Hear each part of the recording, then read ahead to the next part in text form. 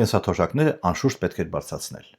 Բայց երբ քննարկվում էր 2026 թվականի բյուջեն, ինչ էր ասում Փաշինյանը, որ պետք չի բարձրացնել։ Նախ ասում էր, որ թոշակառուները չգիտեն, թե ինչի վրա ծախսեն հավելյալ 10,000 դրամը, որը կատարյալ ցինիզմ է իհարկե, եւ երկրորդ, որ թոշակները բարձրացնելու համար բյուջեում պետք է նախատեսել հավելյալ մի քանի միլիարդ դրամ, որը տրամաբանական է, այդպես է։ Մի խոսքով բյուջեով չնախատեսվեց, բայց հիմա իրենց աթոռները պահելու համար, զգալով, որ իրենց աթոռներին վտանգ է սպառնում, նրանք որոշեցին թոշակները բարձրացնել, չնայած դա նախատեսված չէր բյուջեով։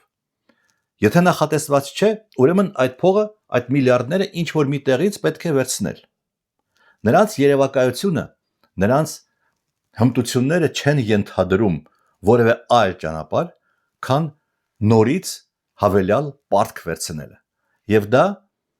մեղմ ասած ամենալավ լուծումը չէ։